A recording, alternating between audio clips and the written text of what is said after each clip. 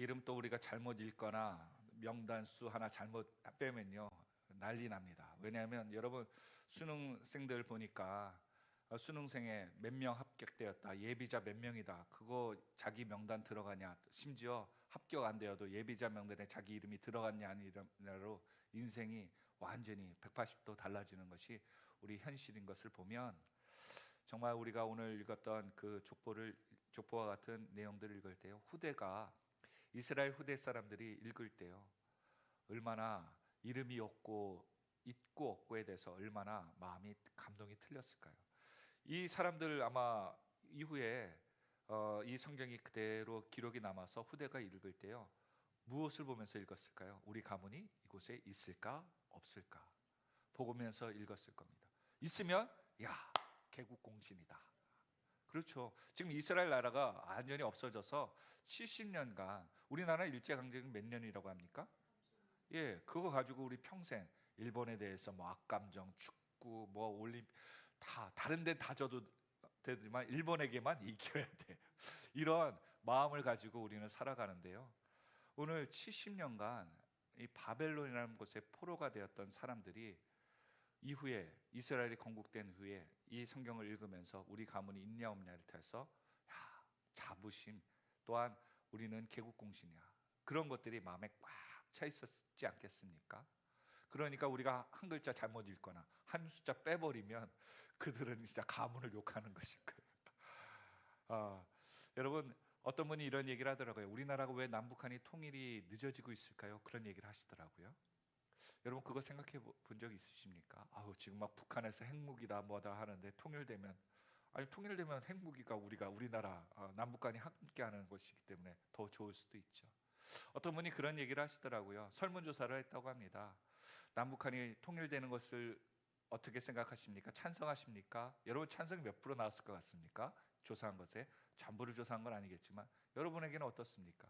한 20%가 찬성한다는 거예요. 80%는 좀 어렵거나 안 했으면 좋겠다, 뭐 경제차, 뭐 여러 가지 것들 때문에.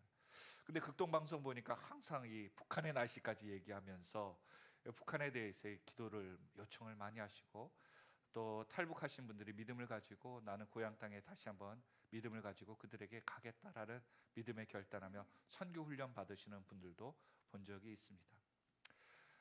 그리고 40%는요 이런 얘기를 했다고 합니다. 만일 남북한이 통일이 되어 좋은 방향으로 통일될 때 여러분이 가지고 있는 물질에 조금 더 힘내어서 북한에 대한 이 남북한이 합작되어 이루어가는데, 통일하는데 여러분들이 물질을 좀 집을 좀 팔거나 좀 큰 돈을 들여서 도울 마음이 있겠습니까? 여러분 어떻습니까? 여러분 집 팔아서 남북한 통일하는데 도움을 드릴 수 있도록 기금 내실 수 있겠나요? 좀 쉽지 않을 것 같습니다. 요즘 나라에서도 국회의원들 집 매체인 거에 대해서 막 계속 뭐라고 그러길래 집 파냐 안 파냐 뭐 이렇게 얘기를 하고 있는데 쉽지 않을 겁니다. 그런데 설문조사인데 40%가 나는 안 하고 싶다 이렇게 얘기를 했다고 합니다. 그러니까 마음이 또 찬성하는 것에 그 사람들이 과반수를 넘고, 또 물질을 들여 통일하는데 많은 사람들이 좀 동참할 때야, 그제서야 통일의 분위기가 이루어지지 않을까. 그래서 통일이 자꾸 미뤄지는 것은 아직 이러한 것이 우리나라의 분위기가 조성되어 있지 않기 때문에 하나님께서 통일을 미루고 계신 것은 아닌가, 그런 생각을 한다는 이야기를 들어본 적이 있습니다. 오늘 저와 여러분, 오늘 성경에 보니까는 에스더도 아니고 에스라입니다. 학자 에스라, 정말 제사장이면서 위대한 사람이었는데요, 이분이 이 성경을 기록하면서 무슨 생각을 했을까요? 하나님이 이스라엘을 말씀대로 살려주신다는 거예요. 그런데 하나님은 약속을 지키시는 분이에요. 근데 우리에게 남겨진 것은 무엇입니까? 우리가 말씀에 순종하는 게 남아있어요. 그런데 하나님이 일하는 것에 우리가 기뻐하지 않는다. 여러분, 교회가 제일 해야 되는 것 중에 하나가 뭔지 아십니까? 전도하는 거죠. 생명을 살리는 거예요. 교회를 세우는 겁니다. 그래서 사도행전은 계속해서 교회를 세워가는 내용이 달려있는 게, 그래서 교회가 제일 위대한 것 중에 하나가 뭐냐면 교회를 세워가는 것이거든요. 어떤 분은 얘기하더라고요. 교회를 세워가는 것이 개인 안에 있는 성전을 세워가는 것이다. 그리고 또한 지역에 있는 교회를 세워가는 것이고 후원하는 것이다. 오늘 에스라도요, 이스라엘이 망했어요. 근데 그곳에 무엇을 세우려고 해서 얘기합니까? 성전, 예루살렘의 성전을 세워가는 거예요. 즉 그곳에 교회를, 하나님의 예배드릴 처소를 만들어가는 것을 기억하더라고요. 그런데 여러분, 이스라엘이 왜 망했어요? 하나님 안 믿어서 망했어요? 아니요, 믿었습니다. 하나님 잘 믿었어요. 근데 왜 망했어요? 하나님 믿고 자기 인생대로 살았기 때문에, 또 우상도 겸하여 살았기 때문에, 하나님보다 자신을 더 사랑했기 때문에 결국은 망한 거 아닙니까? 그런데 그렇게 망했던 사람들이 바벨론 포로로 끌려가서 70년간 어렵게 훈련하고 약 400만 명 정도, 많은 사람들이 끌려갔는데 돌아온 것은 약 4만 명 정도, 1만에서 4만 그렇게 추산을 하는데, 적은 10분의 1 정도의 사람이 하나님이 약속한 그 땅에 성전을 세우고 예배를 세우기에 돌아온다는 거예요. 왜요? 이스라엘 사람들은 믿음의 사람이었거든요. 그런데도 하나님 말씀에 순종하기가 어렵더라고요. 우리에게도 하나님께서 우리의 모든 것들에 가운데서 하나님께 순종하라고 할 때 나는 어떠한 모습으로 순종할 수 있습니까? 아까 말씀드린 대로 교회가 교회를 낳는 시대가 되었습니다. 이제는 누군가 개인이 개척을 해서 교회를 세우는 게 어려운 시대가 되었어요. 그래서 교회가 우리가 잘 사는 것이 목적이 아니라, 그러면 하나님의 일이 크게 이루어질 수가 없는 경우가 많습니다. 왜요? 교회가, 제가 행정국에 있다 보니까요, 교회가 자신의 덩치를 유지하는데 비용이 너무 많이 쓰이더라고요.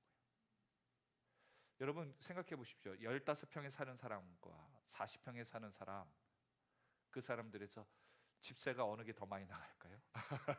물어보나 마나죠. 하여튼 에너지비, 난방비, 관리비, 모든 게 큰 집일수록 더 많이 나갑니다. 심지어 빌딩을 갖고 있는 사람들에게는 어마어마한 돈이 나갈 겁니다. 자신의 수익에 그것으로 다 나간다는 거예요. 왜 이 말씀을 드렸습니까? 교회가 자신의 덩치를 크면 클수록 자신이 쓰여야 될 비용이 너무 많다는 거예요. 근데 여러분 생각해 보십시오. 여러분의 헌금들이, 제가 드린 헌금이 어느 때 쓰이길 원합니까? 생명을 살리는 데 쓰이길 원합니까? 아니면 우리가 먹고 마시는 데 쓰이길 원합니까? 다들 그렇게 생각하시더라고요. 제 돈만은 선교사님에게 갔으면 좋겠습니다. 제 돈만은 좀 이렇게 교회 그런 거 이렇게 변기 고치고 길 고치고 또 이렇게 하는 게 아니라 차라리 그냥 교회 세우는 데 하나 쓰였으면 좋겠습니다. 그런 마음이 들더라고요. 목사님 저도 그렇습니다. 제 돈만은. 그래서 어떤 분은 그런 거예요. 목사님 왜 이렇게 하는데 이런 돈을 씁니까? 그러면 제가 시험 든 분한테 그렇게 얘기해요. 집사님이 든 돈이 헌금이 쓰인 게 아니라 제가 헌금한 돈이 이렇게 쓰이는 거니까 걱정하지 말라고 그렇게 말씀을 드립니다. 오늘 하나님께서 우리에게, 우리가 조금 더, 우리는 그렇잖아요. 우리가 살고 있는, 우리가 예배드리는 곳이 처소가 조금 허름해도 우리가 드려진 예물과 우리의 헌신이 정말 생명을 살리는 데 쓰임 받기를 원하는 것처럼 교회의 본질이 그렇게 쓰여야 된다라고 말씀하시는 거죠. 그런데 놀라운 것은 우리가 안 움직이니까, 오늘 성경에 보니까 예루살렘의 이스라엘 사람들이 믿음으로 잘 안 움직이니까 오늘 에스라 1장 1절에 누굴 동원하세요? 페르시아 왕 고레스 왕, 하나님을 섬기지 않은 왕을 마음을 하나님이 감동시켜서 그에게 직접 하나님이 나타나서 말씀하신 것도 아니에요. 그가 예레미야 1장 1절에 보니까 예레미야 입을 통하여 하신 말씀을 그가 보는데요. 성경에 보니까, 이사야에서 보니까 하나님께서 뭐라고 말씀하시냐면 44장 28절에 고레스에 대하여 이르기를 내 목자라라고 200년 전에 고레스 왕을 내 목자라고 선포하고 기록해 놨더라고요. 심지어 예레미야서, 그가 예레미야 일을 들었다고 얘기했을 때 25장 11절과 13절에 이 모든 땅이 폐허가 되어 놀랄 일이 될 것이며 이 민족들은 70년 동안 바벨론 왕을 섬기리라. 폐허가 되기 전에 선지자가 예언을 해서, 그리고 그 땅이 돌아올 것이다라고 예언합니다. 그리고 고레스 왕이 어떠한 왕이 될 것이다라고 예언하며 이야기하니까 여러분 생각해 보십시오. 누군가 우리가 옛날에 뭐 그런 이야기도 영화도 있었다네. 데스노트. 그 이름이 그곳에 쓰이면 그 사람 죽는다라고 하는데 생명책에 우리 이름이 기록되어 있고 우리가 하는 일에 대해서 누군가가 이렇게 해서 어떻게 할 것이다라는 것들이 쓰여져 있는데 몇 년 뒤에 그대로 돼. 야, 신통하다. 그렇게 얘기하지 않겠습니까? 근데 그것을 성경이고 특별히 이방 왕 최고의 그 땅에 있었던 왕이 고레스 왕이 자신의 이름이 기록된 것을 보고 놀라는 거예요. 그리고 뭐라고 생각했습니까? 나는 신의 예언된 대리자다. 그런 생각하지 않았겠습니까? 자신의 이름이 있고 자신의 앞날을 예언한 그 기록을 보면서 무슨 생각이 들었겠어요? 아, 자신의 이름을 아시는 그 신에 대해서 내가 잘해야겠다. 잘해야겠다. 그래서 이스라엘 사람들을 이제 예언대로 쓰여진 대로 예루살렘에 돌아가 모든 것들 물질을 가지고 가라 얘기합니다. 이후에 1, 2차, 3차 갈 때요. 심지어 물질까지도 도와주고 사람도 도와주더라고요. 얼마나 착한 왕입니까?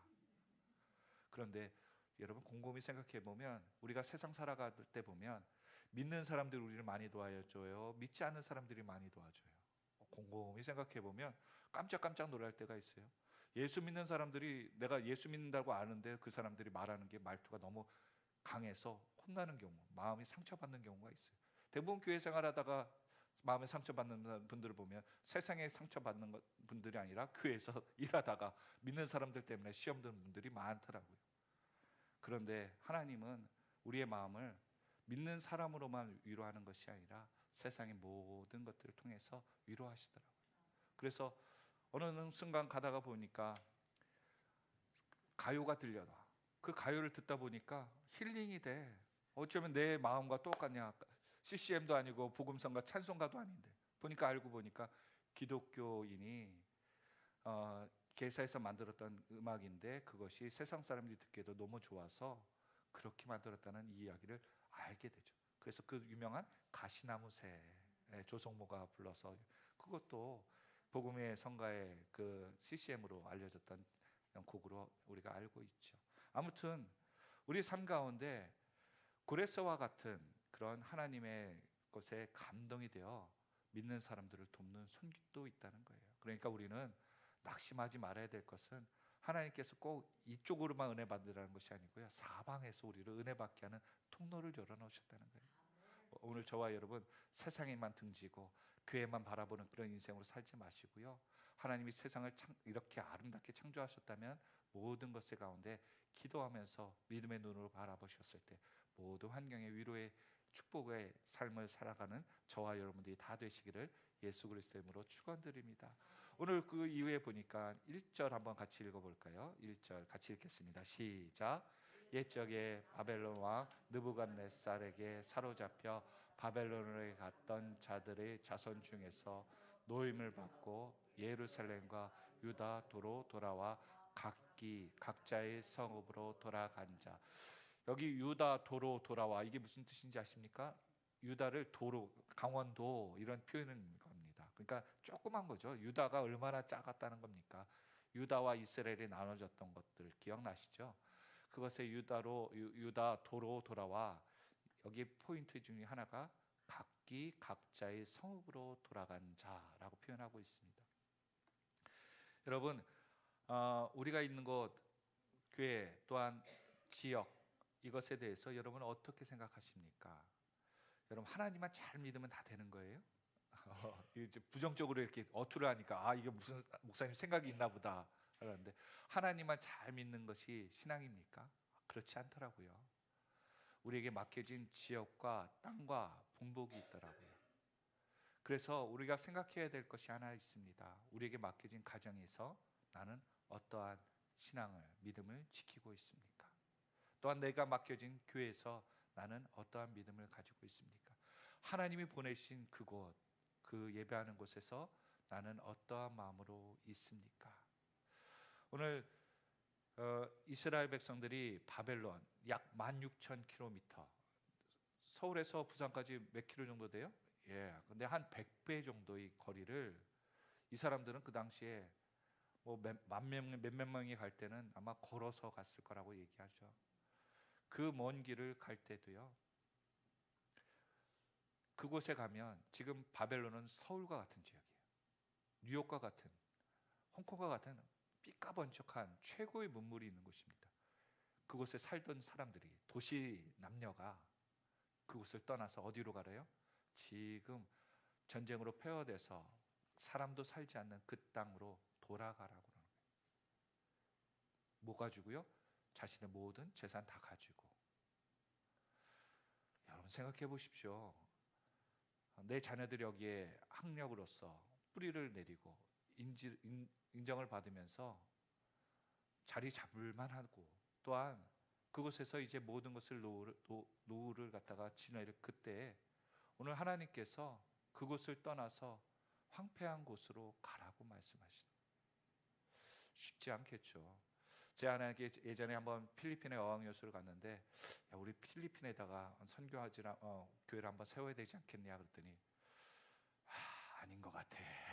음식도 안 맞고 날씨도 언어도 참 힘들다고 하기는. 그런데 지금 이스라엘에 내가 살던 곳에서 그곳으로 다시 지여방으로 가라는 것이 아니라 지금 그곳은 아무것도 없어요.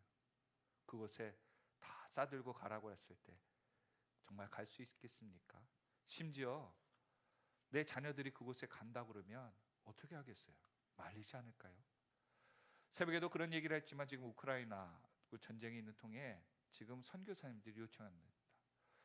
20대 청장년들이 와서 선교를 하면 이곳은 교회가 그냥 선포만 하면 예수를 다 믿는데요. 근데 우리나라의 부모님들이 누가 보낼 수 있겠어요? 그곳에 지금 아직 전쟁하고 있는데, 믿으면 다 사람이 예수를 믿는다고 하는 그곳에 위험한데 누가 보내려고 하겠어요? 지금 이스라엘 백성들이 고레스 왕에 의해서 수많은 사람들이 가라고 얘기하는 거예요. 근데 누가 갈까요? 누가 갈까요? 여기 보니까 각기 각자의 성읍을 기억하는 자, 그들이 출발하기 시작하더라고요. 지금 내가 그거 떠난 곳이 아니고요, 지금 몇 대가 할아버지 할머니, 나는 가본 적이 없어요. 난 바벨론에 태어났어. 가본 적이 없는데도 그곳에 부모님이 약속하셔서, 부모님이 이야기하셔서, 또한 할머니 할아버지 이제 며칠 있으면 돌아가실 그분들이 그곳에 가야 된다고 그러니까 순종하는 마음으로 그 땅을 향해서 가더라고요. 여러분, 신앙은 뿌리를 잃지 않는 것이더라고요. 나의 뿌리를. 그래서 내 때 예수 잘 믿어도 내 자녀들이 하나님을 버리면 그건 저주받은 가문이 될 수밖에 없습니다. 망하는 가족이 될 수밖에 없어요. 다윗과 솔로몬도 그렇죠. 그 이후의 왕조들이 하나님을 업신여기고 믿지 않았더니 하나님이 그 나라를 지킬 수가 없는 거예요. 하나님이 저주를 내렸나요? 아닙니다. 하나님 저주 내린 게 아니고요, 하나님이 도와주려고 했는데도, 보호하려고 했는데도 그들이 죄가 하나님의 손길을 막은 거예요. 하나님이 앞에서 죄를 지으니까 하나님이 도울 수 있는 방법이 없는 겁니다. 죄인을 어떻게 도와줘요? 죄를 짓는데. 오늘 저와 여러분 가운데도요, 하나님께서 이 땅 가운데 고레스 왕과 또한 이스라엘 사람들에게 하나님의 예루살렘의 성전이 회복된다라고 약속을 하셨던 것을 지키기 위해 가라고 하셨을 때 우리는 갈 수 있을까? 갈 수 있을까? 참 쉽지 않더라고요. 왜요? 지금 이곳에 내가 아는 사람 많거든. 주변에 가지 말라고 하는 사람 그렇게 많거든. 내가 쌓아놓은 곳 많거든. 그곳에 가면 처음부터 해야 돼. 지교회를 저는 처음부터 끝까지 계속 저는 이제 하는 것을 제가 이제 도우면서, 학령국에서 도우면서 같이 있었거든요. 쉽지 않더라고요. 이 믿음의 결단을 행보를 하는 분들이요, 쉽지 않아요. 왜요? 큰 교회에 있으면 좋으니까. 내가 뿌리 내리고, 심지어 이런 얘기, 우스갯소리를 가면 애경사하면 어떻게 해? 큰 교회에 있으면 애경사하면은 결혼식 하면은 많이 부조금 들어오고 장례식 하면 많이 조의금 들어오는데 뿌린 게 너무 많아서 개척교회 가면은, 조그만 교회 가면은 그거 어떻게 다 회수하려고 그래? 그런 얘기까지 하시더라고요. 오늘 똑같은 거예요. 이스라엘 사람들이 지금 다 무너진 그곳에 나라도 없어요. 지금 나라 세우라고 가라는 거 아닙니다. 성전 세우라고 가라는 거예요. 그런데 자원하에서 가게 되더라고요. 그런데 그걸 누가 보고 계시다? 하나님이 보고 계시더라는 거예요. 세상을 기억하지 않아도 돼요. 하나님이 기억하시면 그 인생은 성공한 인생인 줄 믿으시길 바랍니다. 그런데 우리는 자꾸 세상의 기억 남기를 원해. 그런데 하나님이 기억하지 않아. 얼마나 안타까운 모습입니까? 오늘 저와 여러분에게도 하나님께서 기억하시는 축복의 주인공이 다 되시기를 예수 그리스도의 이름으로 축원드립니다. 그렇습니다. 우리는 사람에게 인정받는 사람이 아니라 하나님께 인정받는 사람이 되어야 돼요. 오늘 성경에 남은 사람들이 그래요. 사람에게 그들이 뭘 했어요? 여러분 성경에 보십시오. 오늘 2장에 보니까 이들이 뭐 했어요? 아무것도 안 했어요. 그냥 가라고 하니까 말씀에 그곳에 간다고 약속을 하시니까 말씀을 따라간 겁니다. 말씀에 따라갔어요. 그들이 뭐 했는지, 그들이 무엇을 했는지 그게 중요한 게 아니에요. 그들이 말씀에 따라서 순종했느냐, 그게 중요한 거예요. 이후에 우리가 본문을 읽지 않았지만 여기 명단 쭉 보시면요, 이후에 35절 이하 쭉 보시면 놀라운 사실 한 가지가 있습니다. 성전을 만들면 뭐가 필요해요? 기술자가 필요하잖아요. 기술자, 벽돌을 쌓는, 뭐 문양을 칠하는, 금도금하는 기술자가 필요하잖아요. 놀라운 사실, 여기 명단에 기술자가 하나도 없다는 거예요. 여러분 자동차를 만들려고 하는데 자동차 기술자가 없는데 어떻게 자동차 만들어요? 이해가 안 되잖아요. 이 명단 1차 성전에 복귀하는 그 무리 가운데 제사장과 레위인과 성전에서 노동하는 사람들만 갔어요. 하나님은 어떻게 시작해요? 순종하는 사람으로부터 시작되더라고요. 내가 뭔가를 하려고 하는 사람으로서 시작되는 것이 아니고요, 말씀을 믿고 순종하는 사람으로부터 시작하는 거예요. 하나님 가라면 가고 서라면 서겠습니다. 그 사람으로부터 하나님의 일이 시작되더라고요. 그 사람들은 어떤 사람들이에요? 하나님 말씀에 감동된 자. 그래서 신앙하면서요, 우리가 제일 필요한 것이 무엇이냐면 내 열심보다 더 중요한 건 하나님의 말씀에 감동되는 거예요. 감동되는 거. 그걸 잃어버리면 시켰잖아요. 시켜서 했으니까 이러고 끝난다니까요. 근데 감동되면 자원하게 되더라고요. 여기에 예루살렘에 안 가더라도 하나님 뭐라고 그러는 사람 하나도 없었습니다. 페르시아에 남아서 바벨론 포로에서 남아있던 사람 하나님께서 뭐라고 한 적 한 번도 없었습니다. 근데 곰곰이 생각해 보십시오. 페르시아는 이후에 멸망합니다. 근데 예루살렘은, 이스라엘은 지금도 살아서 있어요. 하나님이 붙잡으니까 끝까지 하나님이 그 나라를 책임져 주시더라고요.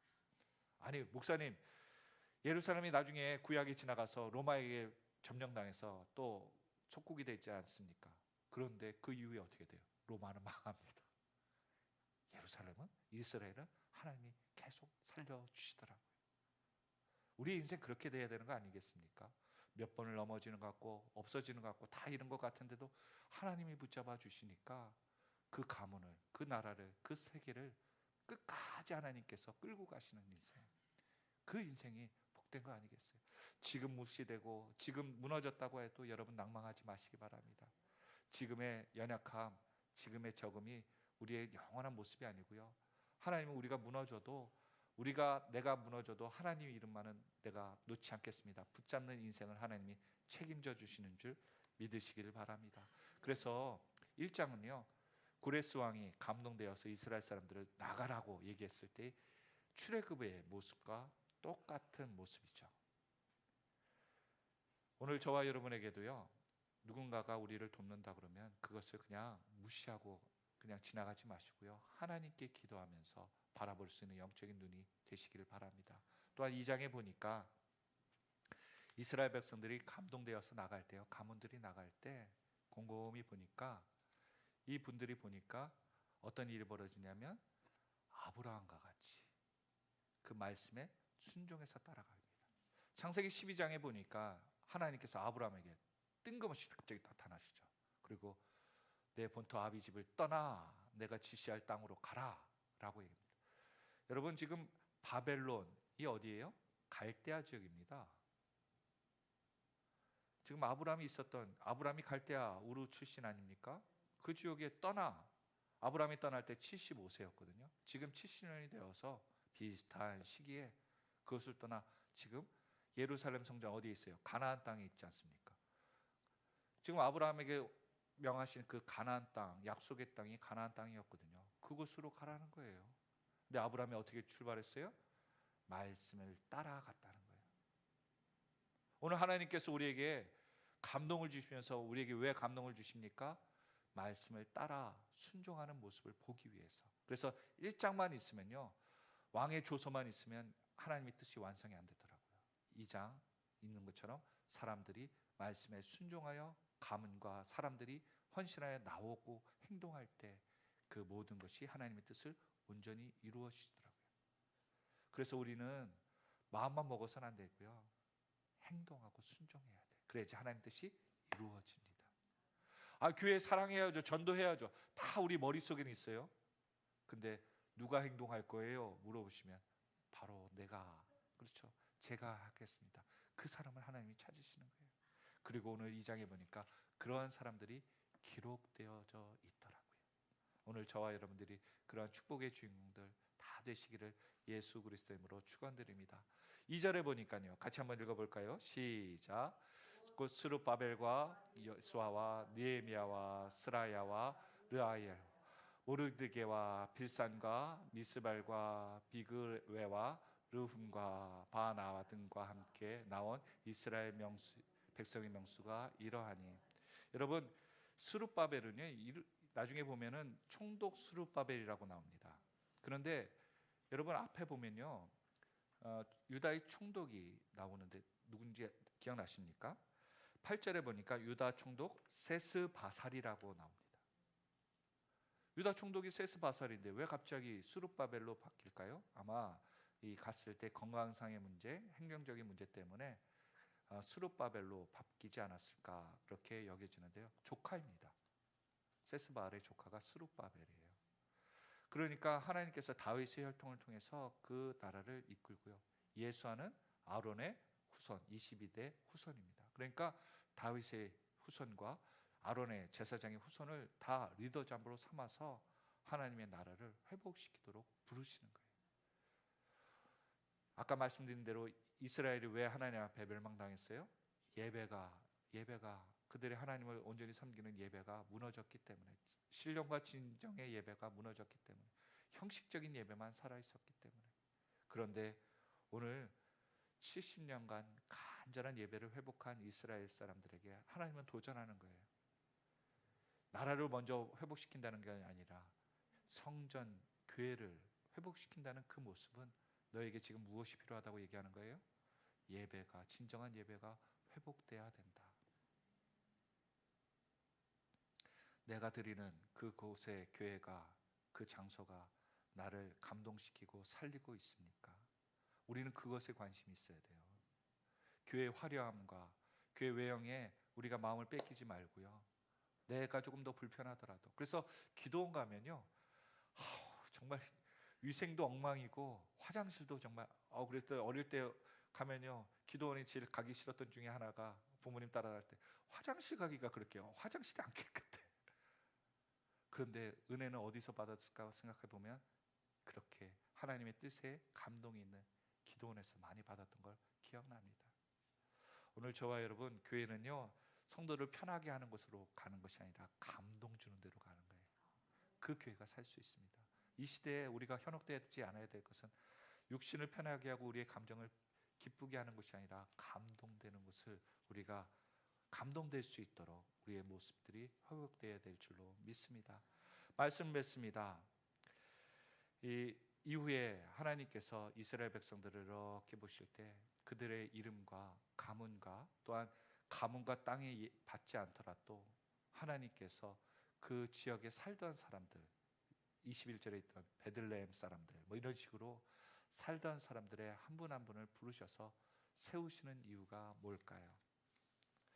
오늘 저와 여러분에게도 하나님께서 우리의 사랑에서 하나님의 나라는 어떤 사람이 세워지는가, 어떤 사람들에 의해서 세워지는가 보면 누울 자리 보고 까는 사람들 통해 세워지지 않더라고요. 이해하십니까? 가룟유다가 왜 예수님 팔았어요? 계산해 보니까 내 인생 올인하기는 안 될 것 같아. 그냥 예수님 떠났는데 돈 받고 팔면서 깨끗하게 정리하는 게 나을 것 같아. 계산했던 거예요. 표현이 죄송합니다. 왜 개척교회 가기가 어려워요? 조그만 교회 가기 어려워요? 계산해서 그런 거예요. 그런데 오늘 성경에 보니까 예루살렘 성전을 짓기 위해서 가라고 했을 때 수많은 사람들이 계산했어요? 안 계산했어요? 계산 안 했어요. 그 사람을 하나님 기억하시더라고요. 누구에 의해서 하나님 나라가 세워진다고요? 성전이 더 완전히 세워진다고요? 계산하지 않는 사람들. 우리나라의 속담에 누울 것도 뭘 보고요? 발 뻗을 것도 보고서 발 뻗는다고 하잖아요. 하나님 방식은 그렇더라고요. 이스라엘 폐허예요. 투자해도 손해예요. 그래도 하나님이 명령하셨기 때문에. 그래서 세상의 부귀와 영락을 누리는 것보다 하나님의 문지기로 있는 것이 좋다고 한 다윗의 고백이 삶 가운데 하나님이 말씀하시면 그 폐허이고 소망이 없더라도 말씀에 순종하여 내가 나가리다. 그것이 하나님이 기억하는 인생이 되었던 거예요. 얼마나 축복입니까? 70명의 제자들이 하나님 앞에 능력받아 귀신도 쫓아내고 하늘에서 벼락이 내리는 그런 것 능력이 있었습니다. 자랑했을 때 주님은 뭐라고 말씀하셨어요? 너희들이 한 것, 역사한 것으로 기뻐하는 것보다 더 중요한 것이 뭐예요? 너희 이름이 하늘에 기록된 것으로 기뻐하라. 여러분, 내가 주일 그렇게 오래 했는데도 하나님이 기억하지 않으면 꽝입니다. 꽝이에요. 꽝. 우리 뭐 이렇게 복권 그러면 꽝 그러잖아요. 꽝입니다. 오늘 저와 여러분, 나는 하나님 말씀에 감동하여 섬김에 온전히 헌신하고 있습니까? 그냥 항상 감동 없이 기뻐하기만 하다가 끝나는 존재로 끝나고 있습니까? 하나님이 말씀하시면 그렇습니다. 그것이 내가 계산했을 때 무조건 손해예요. 그래도 하나님이 원하시면 내가 그 일 감당하겠습니다. 할 수 있습니까? 오늘 그 사람을 오늘 주님께서 찾으시고 이스라엘 회복 재건됐을 때 그 땅을 처음에 삽질해서 세웠던 사람이 그렇게 희생했던 사람을 하나님이 기억하고 그 과정을 통해서 이스라엘이 세워졌다는 것을 기억하시는 것처럼 오늘 저와 여러분이 그 감동된 주인공들이 다 되시고 하나님이 기억하시는 것을 기억하며 나가는 저와 여러분들이 다 되시기를 예수 그리스도의 이름으로 축원드립니다. 기도하겠습니다.